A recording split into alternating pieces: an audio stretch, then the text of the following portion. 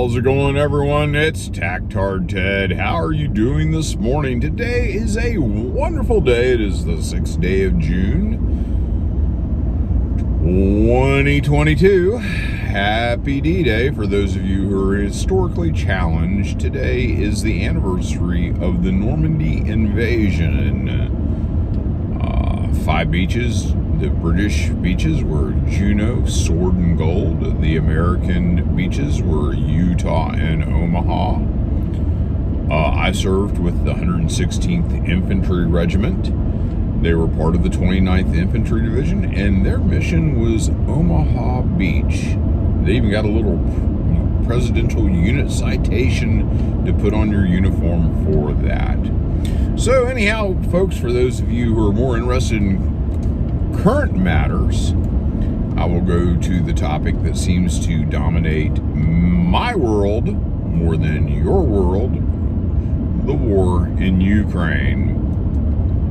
So once again, the Ukrainian forces have mounted a valiant counterattack against the Russian forces, and immediately they've all petered out.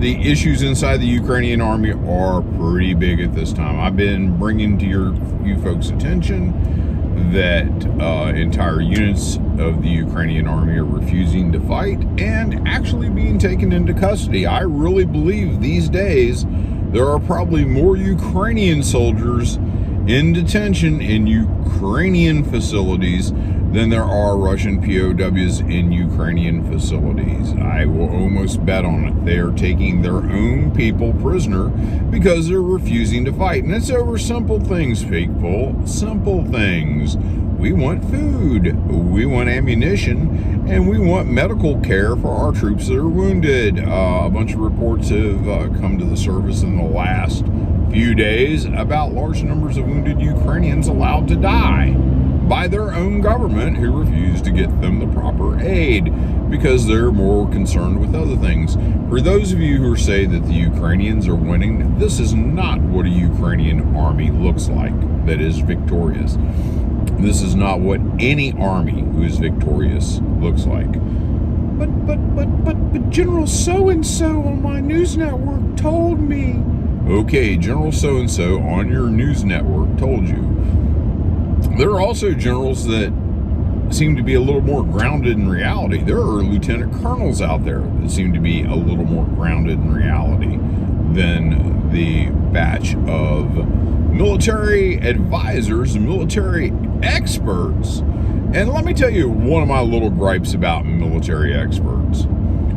We tend to get generals who are well past their use-by date, who are still stuck 30 years ago in the mindset of the Soviet Union. You don't believe me? Fine. Let's go back to 2014, shall we? When Fox News had their military advisor on, and he was talking about the Buk 11 missile system. The Buk 11 missile system, for those of you who are not familiar with it, this is the weapon system that they are blaming for the downing of a Malaysian jetliner over Ukraine when the Civil War kicked off in 2014. The origins of the Buk 11, who it belonged to, who actually fired, was it actually a Buk 11? We won't get into all those weeds. But what we'll get into is the Buk 11 itself.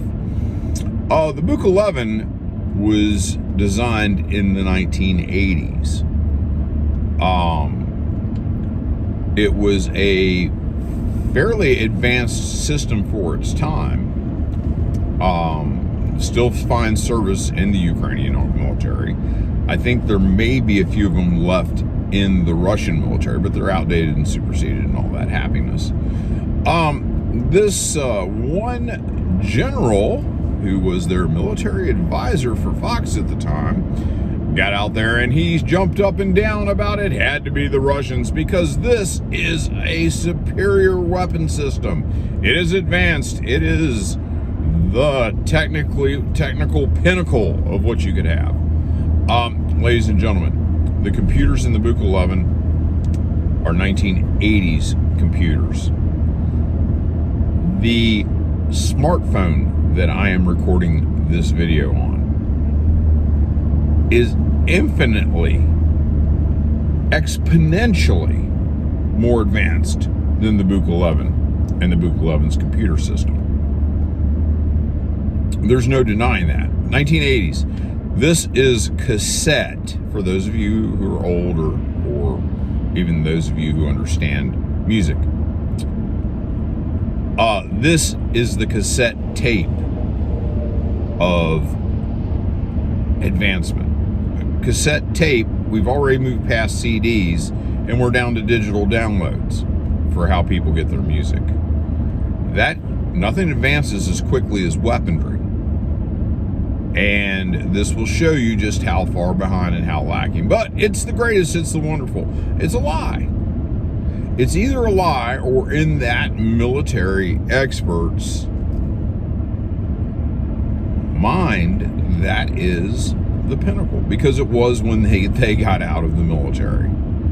And the thing is, this is not the Soviet Army. I love to harp on that. It's not the Soviet Army.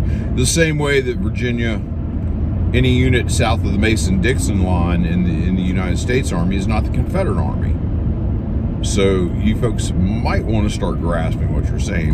The Soviet Union is actually a different country, politically, demographically, size-wise. It's a different country than the Soviet Union. The Soviet Union is different than Russia. That's just the way it is. We've progressed. You know, guys, I don't know how to go about this. You're listening to people who are just absolutely full of it. And we are calling people experts whose expertise went out the window 20, 30 years ago. I will tell you from some leaks that are going on in Europe, what the Germans are saying. The Germans are expecting the Ukrainian defenses in Donbass within the next 14 days to collapse. 14 days. The British think that the Ukrainian army is going to be done by August. This is from their internal memos. This isn't what you're hearing on the press. And these are the professionals. These are people who understand what's going on. This is also not something that they wanted to put out there for your consumption. For your consumption, they want you to believe that Ukraine is winning. Honestly, I'm not sure how these folks are going to handle the damage control. I mean, they're still handling the damage control from the last election, at how badly everything was stood on its head, on how Joe Biden got more votes than Barack Hussein Obama. Joe, Sleepy Joe, Pathetic Joe, Sniffy Joe, whatever you want to call him, got more votes than Barack Obama. Oh, and by the way, we're all dead from COVID, because COVID's going to kill you. If you don't wear a mask, it's going to kill you. If you don't get the jab, it's going to kill you. I didn't wear a mask except when I was absolutely positively required to engage in commerce, and I never got the jab. I'll tell you who is passed away. One of my relatives who got the jab died 2 weeks later of a blood clot. So I think that I'm probably in a good situation not of getting the jab. I should be dead. We all should be dead. We all should be dead. We all should be dead, because the media tells us the truth. They told us the truth that there is no chance that there will be any shenanigans with mail-in voting. That's just absolutely wonderful. And these are the same people that said if you don't get the jab, you're gonna get COVID and you're gonna die. They're ratcheted up all that hysteria, and here we are 2 years later, and I'm still kicking. They're lying. Once again, they're lying. Any of you folks who understood the other lies, and you think that in the face of everything that's out there, and you got to look for it, that they've done a really good job. They understand that there can't be alternate news sources, because if you get alternate news sources, you might be able to crack their narrative. So that was one of the reasons that a lot of big tech has worked with the government hand in hand, like Google. A lot of people were seeing RT on Google, on YouTube. one of the first things they had to do was get rid of RT on YouTube. Sputnik, oh man, you might read the news, so they started banning Sputnik. Also, it's interesting, there are some intelligence sites now that you cannot share on Facebook because they don't meet the Facebook standards. No, absolutely not. We have to have a fine crafted narrative that you are not allowed to disagree with. Folks, that's not freedom of speech. That is not information. They're restricting your flow of information. They're restricting what you can and cannot see. And originally, that was all set that they were, they had certain protections against being sued, making sure that people understood that the content didn't belong to them. And Facebook has went one step further. They're not interested in the fact that they have protections. They want to craft your narrative. And Facebook is a fine example of communism. Once you got it, it's hard to get rid of it. You don't pay for it, and they'll tell you what you can and can't say. And there's nobody to complain to when they screw up. It's just socialism in action. Zuckerberg needs to start paying more money. That's the one person I agree with having to pay more money. If the laws that apply to everybody else don't apply to Facebook, then I think he should have to pay taxes. There should be a fee for that, for his ability to skirt the law. He should have to pay more. He should be responsible for his fiscal whatever. You just really, when you get right down to it. But anyhow, folks, you need to look at what's going on in Ukraine right now. You need to pay attention, and don't pay attention to what the so-called news media in this country. You start going in and reading articles. You start digging into the surface. There are a lot of good folks on YouTube. Was it History? Isn't that terrible? I can't think of the guy's name right now. I'll try to list it in the comments. But this guy predominantly is about World War I, World War II, history, exploring what's going on, with different battles and everything through history. Well, he's got involved as far as reporting and analyzing what's going on in Ukraine. And it's pretty insightful. And he is definitely down the middle. He's a little too pro-Ukrainian for my taste at times. But he does do a good job at calling a lot of things down the middle, whereas the media will definitely tell you this isn't the case or present something in a different way. There are a lot of these things out there, and I try to share them when I can. The baseline is, folks, if you're believing what the military in Ukraine is doing is victory, you have no competency at all. If Ukraine's winning, how come the Russians continue to take territory? If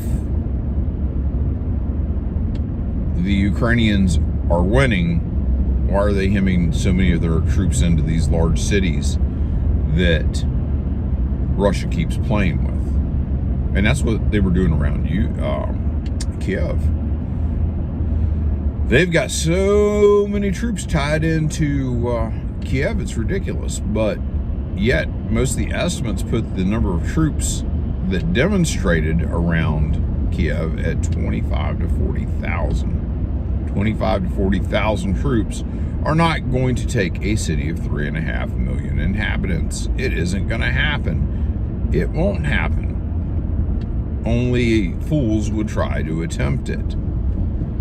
But what they were able to do is they were to fix a large number of Ukrainian troops who will not leave Kiev because they believe that Kiev can still be attacked at any moment. So you're tying up troops that you can't send to Donbass. And it shows because they're using territorial defense troops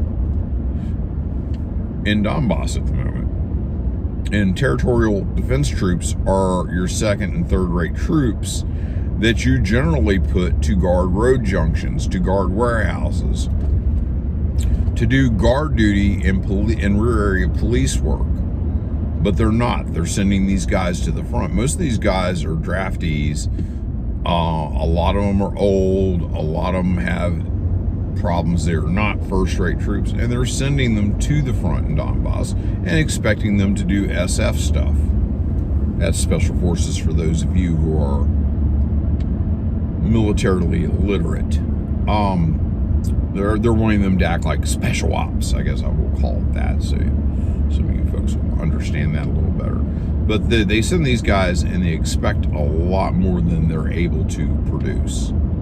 And they're not happy. They're not getting fed. They're not getting medical attention. They're not getting water. They're not getting ammunition. They're not getting the basics. There is no logistics right now in the Ukrainian army.